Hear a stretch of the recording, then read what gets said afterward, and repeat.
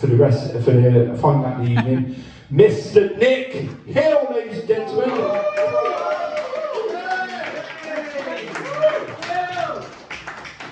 Oh, look at that, what a diva. Brought my own bloody microphone. Because I do not want to catch COVID.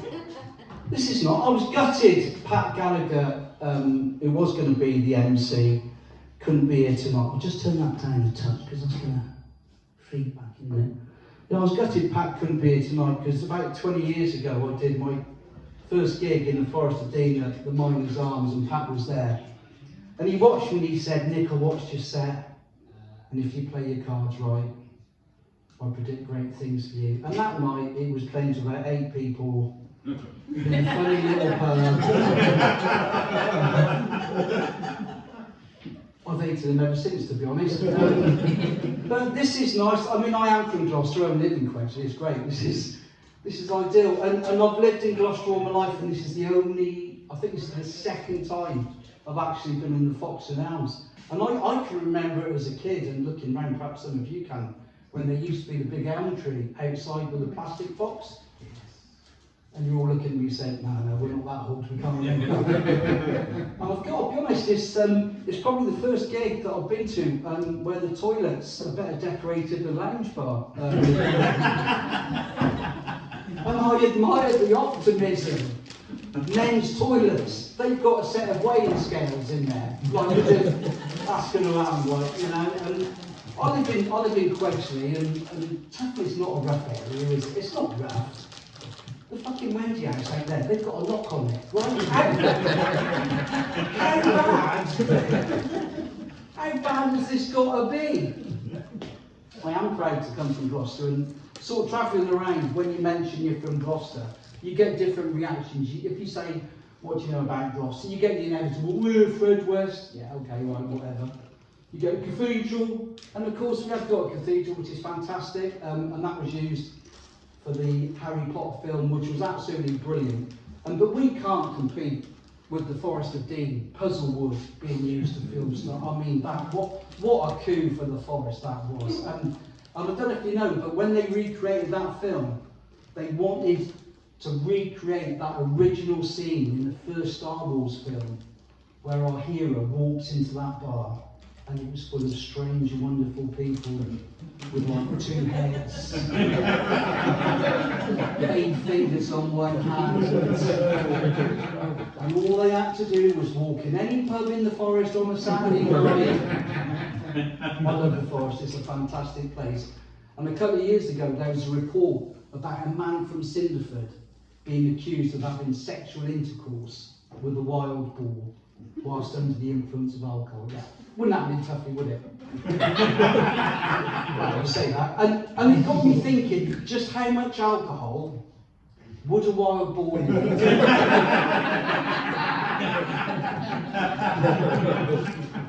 They had a problem at Lidbrook with the river overflowing. So somebody thought it would be a good idea to reintroduce beavers into the forest. So they'd gnaw down trees, dam the river, and it would stop the flooding. And somebody pointed out to the Forestry Commission, "You do realise the beavers are a very voracious creature, don't you?" And they went, "Yeah." And they said, "Well, how are you going to contain them?" "Oh, we thought of that, we're just going to build wooden fences." You clearly not thought this through. But the other thing that people sometimes mention when you say Gloucester is the cheese rolling. I've never done the cheese rolling. I am going to do it next year. I've started practicing already. I've been rolling a baby bell down my drive. And a couple of years ago, the cheese rolling was banned and it was reintroduced, and BBC Southwest came up to film it. And one of the winners was a 15-year-old girl from Rockford called Kylie. And they interviewed afterwards and they said, "Kylie, you've entered the race and you've won. What would you like to say?" And she went, "Like, yeah, I did enter the race. I did win it." And I was very surprised. And they said, "Why were you surprised, Kylie?" I thought, "Oh, Kylie, this is your chance. You're from Gloucester, national TV. Say something profound. Say something like, 'Wow, I'm 15, I'm from Blockworth. I've already got 10 kids by 3 different dads. I was written off at school, nobody gave me a chance.' And I thought, you know what? This is your time to shine. This is your time to prove something." and I trained hard, and I got to the top of that hill, and I looked down, and I thought, forget your fears, just go for it, Kylie, just go for it. And that's what I did, and that's what came out of the words to Kylie's question, why were you surprised, was simply this: I don't even like cheese. I could have killed her, to be honest. I've had a good year. I've got to be honest, 2022 has been pretty good. I went to the Leicester Comedy Festival in February, and I won the Silver Stand Up of the Year award, which was, that deserves a bit of award, to be honest. I should put that into some sort of perspective. To qualify, you've got to be over 55. There was a little bit more than that. You do have to go through a competition, and I went through the heats, and there's no upper age limit. I've got to be honest, backstage, it was like God's waiting room for comedians. A bit like tonight looking around. I've got to be honest, I'm not sure if this is a comedy night or a bloke saga outing, because we're all of a funny age. We'll come on to age in a bit, but one of the acts, just before he was going to go on, he was in a chair with his eyes closed, and we're thinking, oh shit. Is he asleep or dead? And somebody said, do you think we should wake him? No, fuck it, we'll improve our chances. So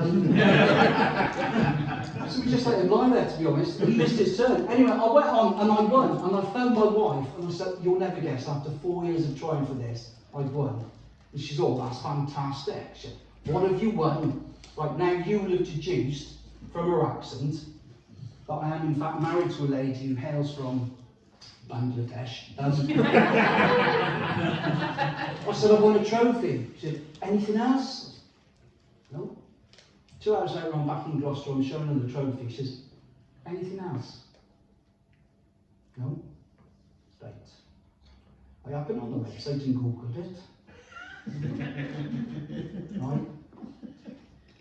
When were you going to tell me about the £500 cash prize? I was gutted, right? I had that lined up for something else, something special. She said, the thing is, I told you time and time again, you should always tell the truth. And that's a fair point. In marriage, you should always tell the truth. That's a great theory. In practice, that doesn't always work, does it? We were in town a couple of weeks ago, and she said, see that woman over there? Yeah. Do I look younger than her? Yeah. Yeah. Oh, you fucking liar, I don't. What am I supposed to do? And they bet you're only looking at her tits. I wasn't. I said, well, I am now, thanks for that. She went on a cruise, right? She went on a cruise at the end of April. Before she went, she said, I'm only going to tell you 2 things. I'm back home Sunday, early hours. Change the duvet, don't let the dog upstairs. That was fair enough. She phoned me on the Wednesday. Are you missing me? This is tricky. What do I say now? Do I tell the truth? Do I lie? I'll tell the truth. Absolutely not. No.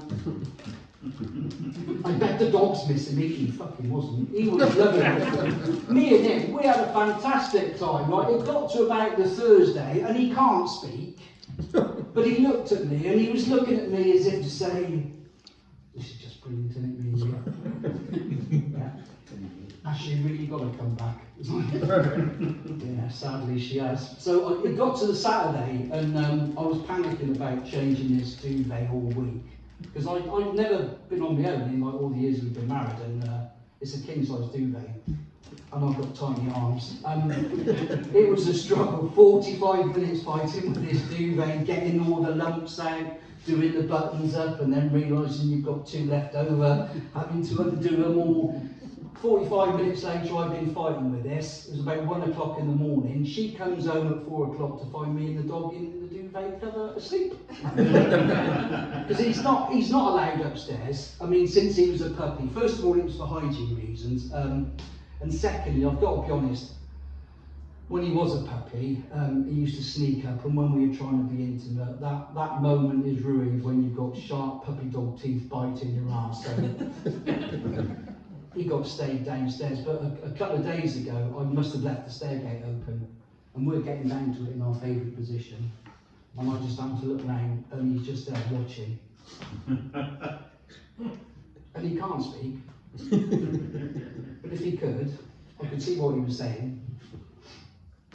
And you've got the fucking audacity to tell me off for humping a cushion.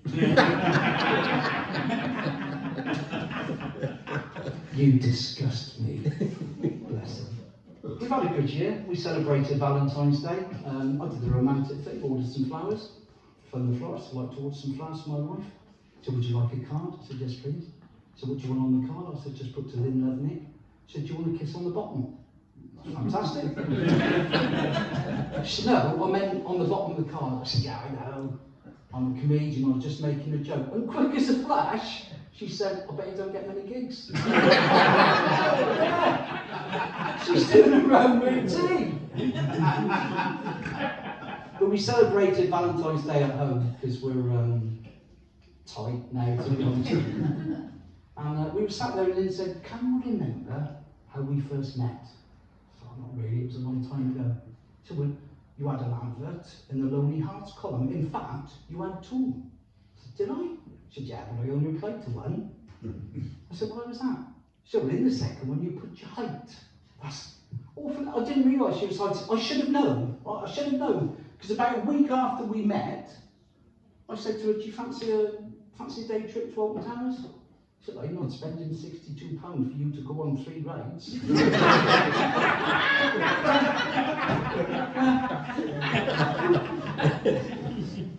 After we were married, I came home one day, I said, no dinner.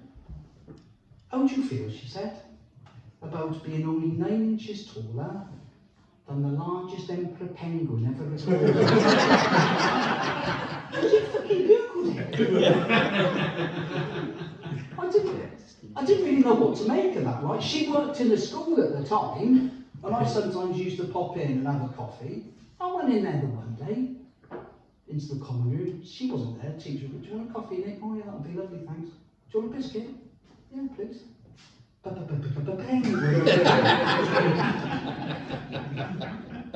don't need that shit, do you?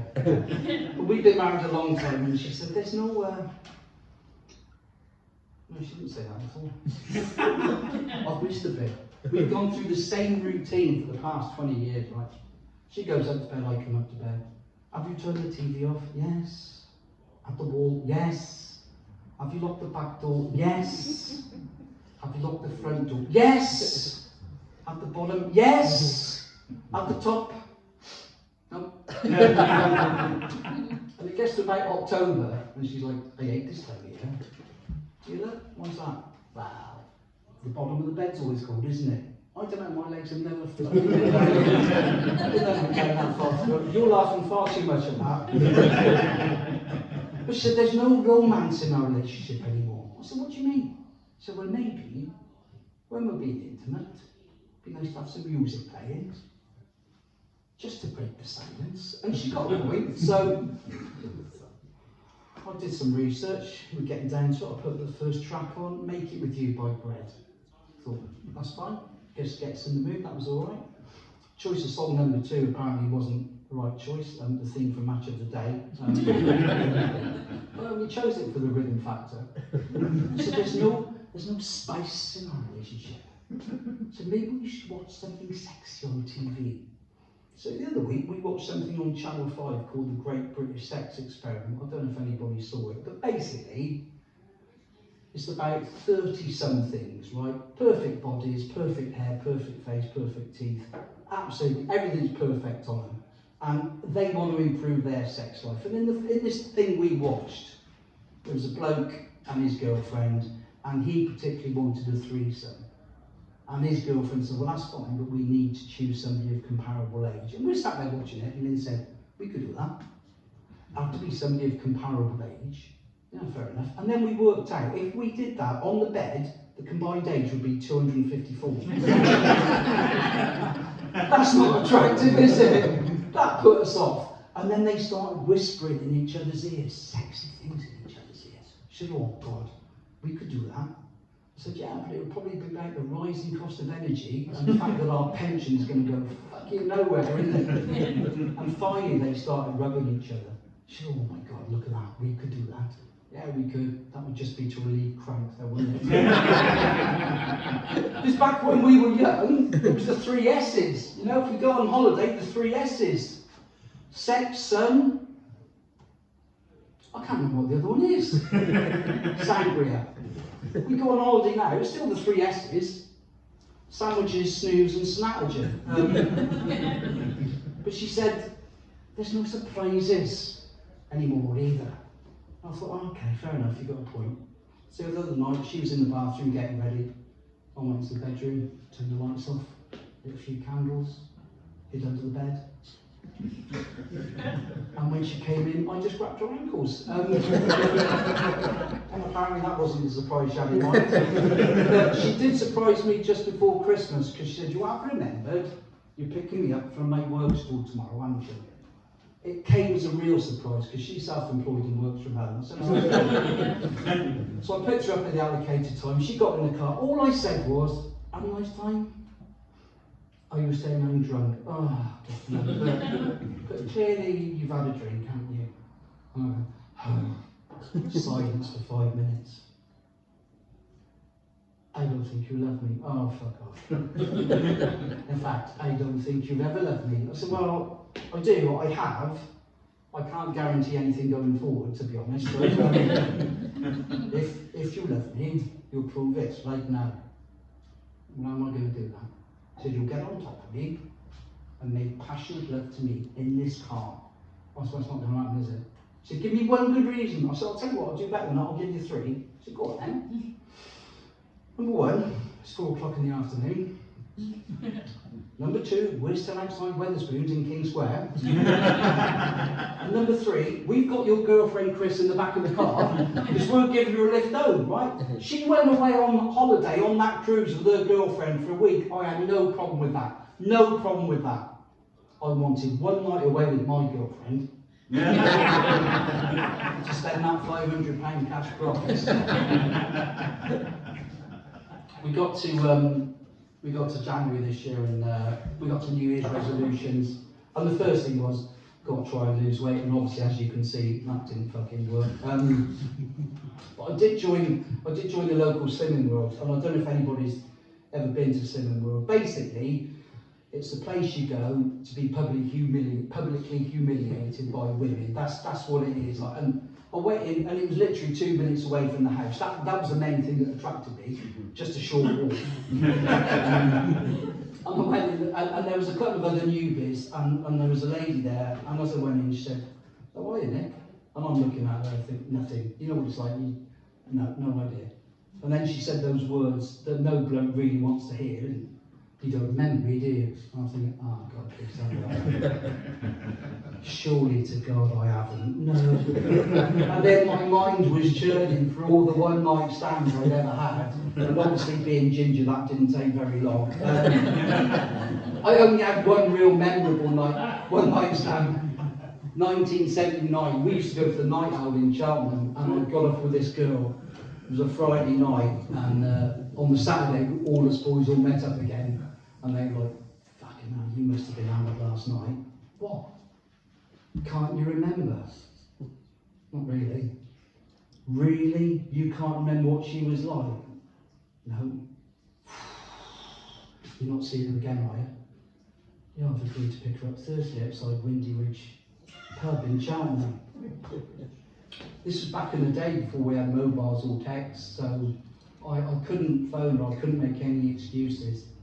And I'm sorry to say, as I drove up Windy Ridge Road a week later, she was waiting there by the post office, and I saw her and just fucking drove straight past. They say karma's a funny thing. If you remember, my wife said I had an advert in the Lonely Hearts column, which I did when I got divorced back in 1995, and I met a few women. And I agreed to meet one at the Cross Keys in Hardwick that was. She walked in, obviously saw me, and she just went, oh my God, no, and walked back out again. So I think that was sort of payback, wasn't it, really? But back at Slimming World, you have to line up. You have to line up. And there's these 2 stick insects on the end of a line with badges like Super Slimmer and like Slimmer of the Month, and they're so smug, and you have to get on the scales. And I thought, okay, they need to know my weight. They just shouted out to the group, 14 stone 3! And I had one of these women in the queue, well, it's no wonder he's here. So yeah, I went back, and the counsellor came up, she said, oh, my name's Chris, I'm your counsellor. I thought, I don't need a fucking counsellor, I just need to stop eating. And she said, take a seat. This was at Meadowside Primary School. I looked down, there was 2 little plastic chairs. I thought, this ain't going to end well. Mine broke, to be honest. She went and got me another one, and we were sat down.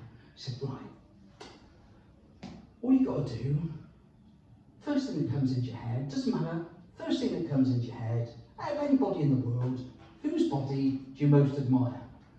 And I've got to be honest, I still don't know to this day where my head was, but I just came out with Tom Daly. My friend who knew me said, I never knew. I said, I've not been back. I've not been back. Another New Year's resolution is, I need to change really, because I'm still quite angry, still quite irritable. It's mostly my wife's fault. I mean, it's only little things about her. Her breathing. And if we're coming up to a junction and I want to turn right and I'll say, is it safe to go? She'll go, yeah. And as I'm pulling out, I'll get, if you're quick. You told me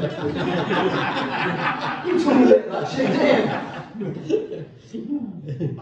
I was having a bit of a clear out the other day of clothes that no longer fit me. And she was downstairs, she said, what are you doing? I said, I'm just getting rid of smoke. Going, stop! I need to be with you. You can't be trusted. I can't be trusted to fucking throw out shirts that no longer fit me. No! I'll be there. I've got all this stuff laid out on the bed. 20 shirts. What's the matter with this one? Why don't you like this one? Just put them in the fucking bag. Look, I don't like them. I like you in this one. It doesn't. Oh. If we're going anywhere, what time are we leaving in the morning? We're leaving at 10 o'clock. Why? Because that's the time we need to leave to get to the place we're going, allowing for traffic, roadworks, anything else. We could leave at 10:30. No, we fucking can't. Let's just leave at 10. So we leave at 10:30. And we're in the car. Which way are you going to go? I'm going to go this way. I wouldn't go that way. No, you wouldn't, but you're not fucking driving, are you? I've lived in Gloucester all my life. This is the way we're going. There might be roadworks. There won't be roadworks. And then there are roadworks. And the final bit. Do you put fuel in the car? We don't need fuel in the car. It's fine. Is there enough? There is enough to get us where we're going. And then we went out of fuel. And we sat there in silence for 10 minutes. And I get, and that's why you can't be trusted. The other reason I'm sort of irritable and angry, I don't mind, I probably do need counselling.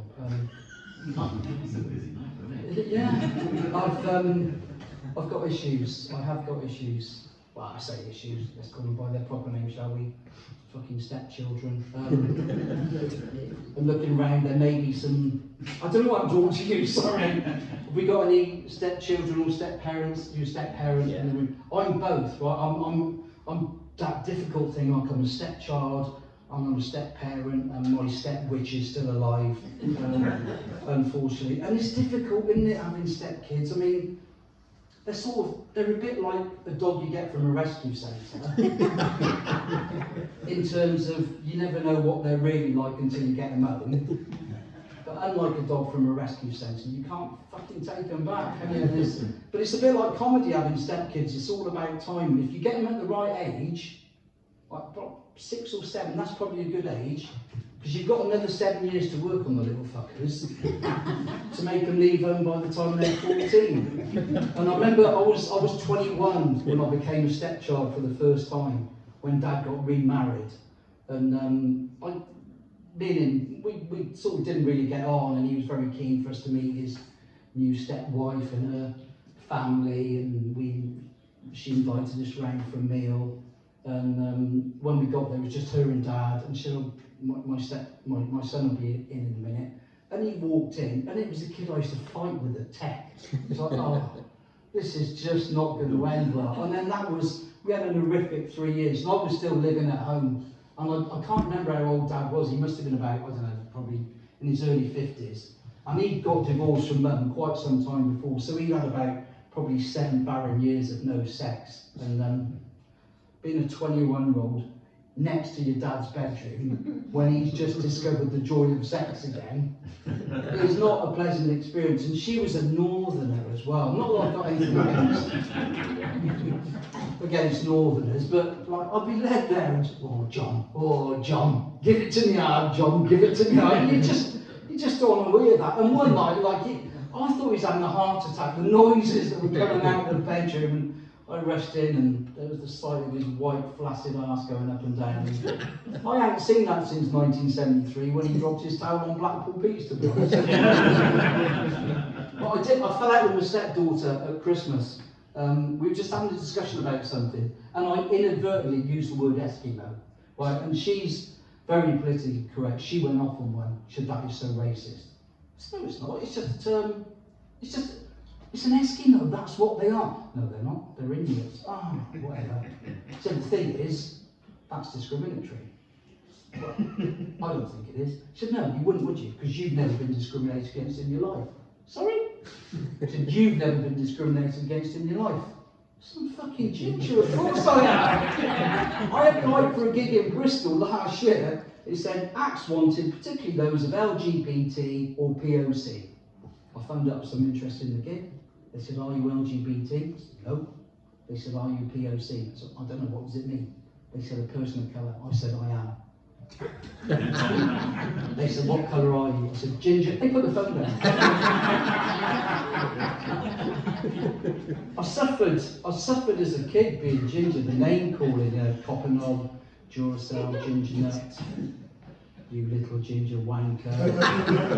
And I can remember saying, Dad, leave it out.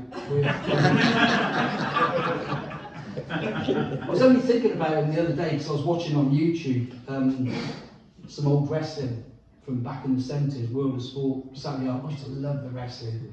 And afterwards, me and Dad would always have a wrestle, and I'd try and pin his arms down for the count of 3, and the last minute he'd always pop his shoulder up. And I think he was trying to teach me a life lesson in, never give up. Never give up, no matter how hard it is. Always try and pin that other shoulder down. And I can remember the feeling I got when I finally managed to pin his shoulder down. It was fantastic. To be fair, he was 86 in the car. It wasn't just my dad. I came home from school, December 1963. Well, I was 5. I said to my mum, I was talking to all my friends, and Christmas Day, they all had presents. And? I said, what? Well, I didn't get any, did I? She said, no, you didn't. And there's a very good reason for that. I said, what was that? And she looked me straight in the eye and said, Santa don't stop for ginger kids. Harsh. To be fair, it was pretty good advice, because I've had 2 ginger kids. I've not spent a penny. We do live in a very politically correct world, probably a lot different from just looking at the age gap in here that we grew up with. And a couple of things have reminded me of that. A few years back, Bideford in North Devon historically was known as the Little White Town because of its whitewashed houses. 2 years ago, people objected to that. They said it was racist, so they had to change all the tourist signs on it. Right, everything got ripped apart. People in Whitehaven are shitting themselves. And I was in Greg's in King Square a couple of weeks back, and I just went in and said, I want to have that Cornish pasty, please. So I can't sell you that. Sorry? So I can't sell you that. Why? I can't sell you it as a Cornish pasty because we've had a memo from head office to say it's not made in Cornwall, so we can't call it a Cornish pasty. You are fucking joking. I said, no. What are you going to call it? I said, we have to call it a traditional pasty. I said, what's in it? She said, meat, veg and potato. I said, what, exactly the same as a Cornish pasty? Exactly the same. bloke behind me, he walked out. I said, where are you going? He said, I want 2 Danish pastries and a Black Forest Gatto.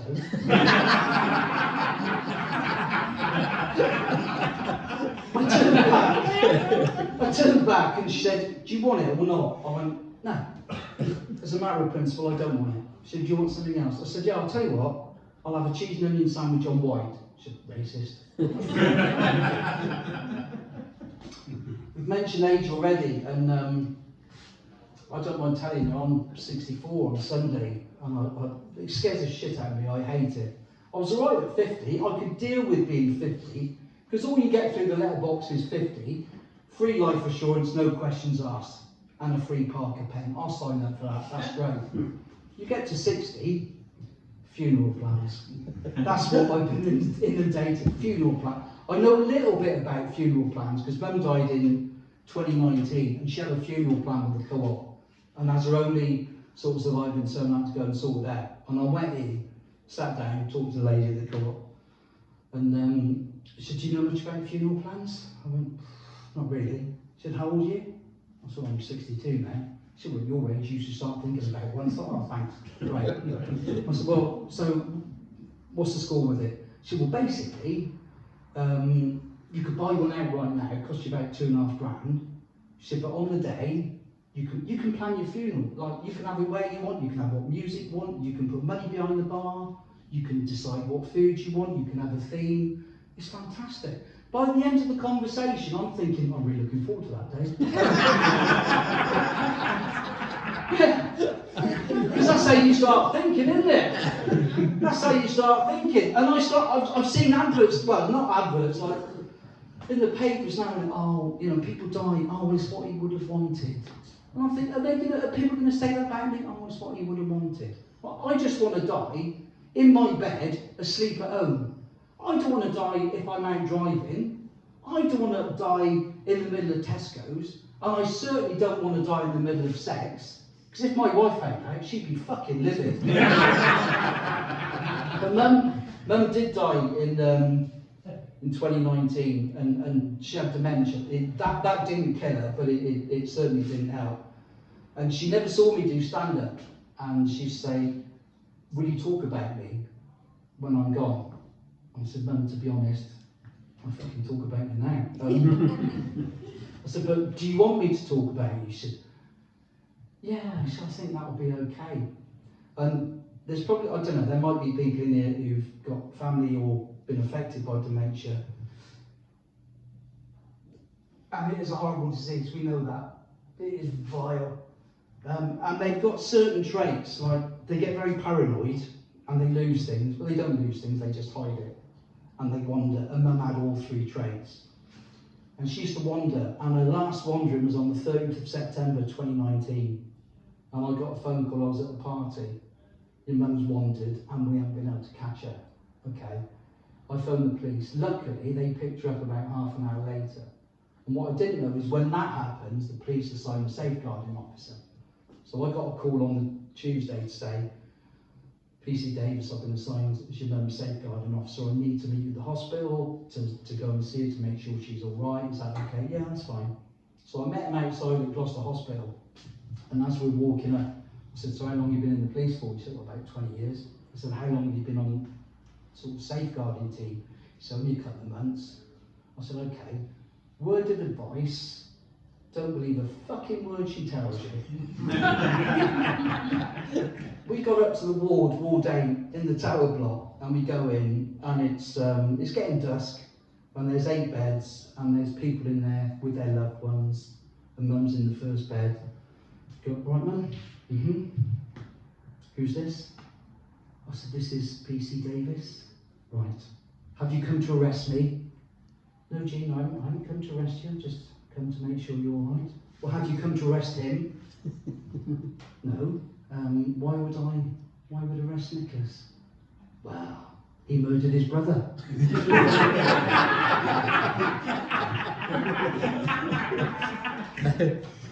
Mum, Tim died in 2009, remember? He had heart disease. Well, you would say that, wouldn't you? Nothing for about 5 minutes. By now, the conversation with the other people had dropped. They were waiting to see what she was going to say. And of course, he made me have sex with him before we were married. This woman in the opposite bed said, "That is disgusting." I said, "Well, it didn't happen, did it? Like, she's not well." I said, I can't do this, I've got to go. I said, "Come on, we need to go." He said, "Yeah, that's fine, I can, yeah, all right." As we're walking out, just under her breath, and I don't know to this day whether she knew what she was saying, but she said, "It's that poor dog I feel sorry for."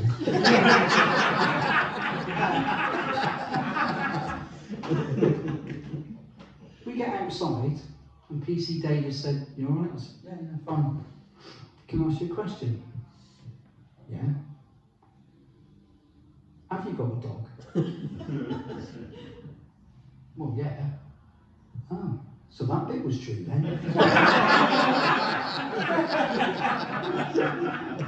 Because we have got a dog. He's an Irish Terrier. He's a bastard, to be honest. He is mental. We've had. He's just a challenge. Like, right from a puppy, I can remember he was only a couple of months old, and we had friends round for a barbecue, and I was inside getting something ready. Lynn was outside, and all of a sudden she said, "Oh, Nick, come out quick! The dog's got the rabbit in his mouth." Oh, Jesus Christ. I rushed out fearing the worst. Luckily, those sex toys from Love Honey are fairly robust, so no harm done. And a couple of weeks ago, he was out in the garden and we had a hedgehog, and he wasn't attacking it, but he was just stood over it, barking, and I went to pull him off, nothing, he wasn't going to come away. I went inside, got him a torch, shined the torch in his eyes, thinking that'll do it, nothing. The torch has got a strobe effect on it. I thought that'll sort him out. Put the strobe on, nothing, didn't affect him. The poor neighbour watching, I didn't know he was epileptic. But the dog's he's quite aggressive, and we were thinking of taking him to Graham Hall, who does the dogs behaving very badly. I don't know if you've seen that. But I went onto Graham Hall's website. It's £875 for a session. I was talking to my mate about it. He said, "Just give me your dog for an hour and I'll give you a diagnosis of it." "Do you want anything for it?" He said, "Just give me 50 quid.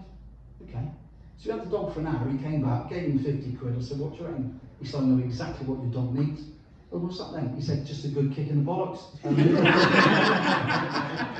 But one of the things about getting a dog, the thing I was most worried about was, and Lynn's alluded to it earlier on, was picking up his poo. Because back in the day, as a kid in the 60s, we didn't have to worry.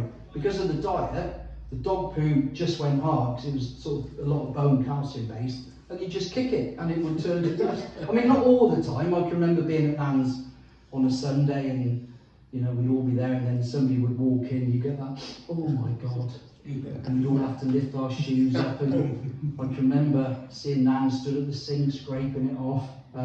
Sometimes she'd take the dishes out. But it got me thinking, that must have been a really strange scenario for that first dog to see its owner pick up its poo. And I'd like to reenact that moment for you. And I think it would go something like this. What are you doing? You what? You're picking up my poo? Well, I can see that. Why? Oh, legislation. Means fuck all to me, I'm a dog. So is this a one-off? It's not. Every time. Oh, result. So what are you using there? Oh, that plastic bag. Looks a bit thin, mate.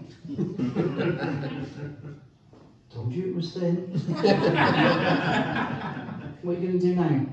You're going to what? You're going to carry it. Like a trophy. Fucking unbelievable. I can't wait to go home to tell the cat. Imagine that conversation. Imagine that conversation. Come here. You will never guess what's happened. I've been out and he's picked up my poo. Well, I don't know if he'll do it for you. Well, you've got that tray, haven't you? I don't know. I don't know, alright? Just give it a go. A week later, that dog's out, meets his mate. You know that cat I was having a problem with? He's gone. Why? Somebody started shitting all over the house. And they say, I'll just leave you this. They say dogs are like their owners, and yeah, me and him are like, he's ginger, he's fiery, and he does stupid things, and so do I. We went to Minchinhampton Common earlier this year, parked up by the ice cream banks. It was a hot day, and we thought it'd be nice to come back and have an ice cream. Went for a walk all around Minchinhampton Common, came back, headed towards the ice cream van, and the car was gone. And that is a horrible thing. I don't know if anyone's ever been burgled or lost anything, but that was a horrible feeling. I had the camera stuff in there. It was a new car. I phoned the police. To be fair, they were up there really quick. And I was on the phone to the police telling them what had happened whilst we were ordering the ice cream, and they got up there and they said, so what sort of car was it? I said, it was a black VW Golf GTI. He went, what, like that one up there?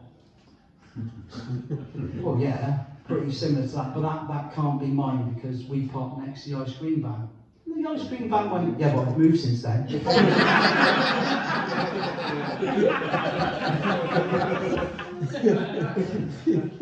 We ordered a new kitchen from Moban, and we had a nightmare with it.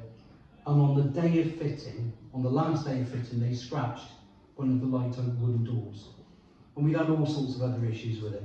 And they scratched the door, and I said, what can you do about that? Oh, we'll order another one. It'll be here tomorrow. It wasn't there the next day. It wasn't there in 4 weeks. It finally came last Saturday, about 8 weeks after we'd been waiting. Postman knocked on the door, I opened it. Says, can you sign for this? Yeah, brought the parcel in. Then said, are you going to open it? I said, well, no, clearly it's the door. We don't need to open it, we're going out. Why don't you open it? I don't need to open it, it's the fucking, you can see it's the door, just open it. All right, if it makes you happy, I'll open it. So I got the knife, cut along the top, pulled the door out, and it was blue. I got on the phone to Moby. That's the first time I've been fucking heckled by Siri. Is she listening? I didn't understand that. You've got her on American as well, no wonder. Use it. That's fantastic. That is the highlight of my career. What's the best heckle? Not even a fucking person. I phoned him open. I said, it's Mr. Hill from Gloster. Hello. My door's arrived. Oh, that's good, because you've been waiting ages, haven't you? I said, yes, I have been waiting ages. But you didn't have to phone us just to tell us that. I said, the thing is, I've been waiting 8 weeks, and the door's blue. And she sniggered down the phone. I said, did you just laugh? She said, wow, you have got to see the funny side, haven't you? I said, no, not really. I said, the thing is, it's 5 to 12 and I finish at 12. I said, not today you don't. I said, sorry? I said, not today you don't. What do you mean? I said, well, I'll tell you what's going to happen. Whereabouts are you? She said, Liverpool. I said, is the warehouse very far from you? She said, about 10 miles. I said, that's fine. I said, you are going to get in your car, you're going to go to the warehouse, you're going to find the twat that picked the wrong door, you can give him a slap from me, you're going to get me the right door, the light oak wooden door I need, you're going to get in your car, you're going to drive down to Gloucester, you're going to knock on my door, I'll let you in, I'll make you a coffee, you can fit the fucking door, and then you can fuck off back to Liverpool, and I'll never want to see you or your company again! She said, no need for that. There's every need for this! She said, can I ask you one question? What is it? She said, did you say the door was blue? I said, yes, the fucking door's blue. And she said, you have peeled back the blue protective on all our doors. It's just getting old, isn't it? Listen, this has been really nice. Thank you ever so much for listening. My name's been Nick Kilby.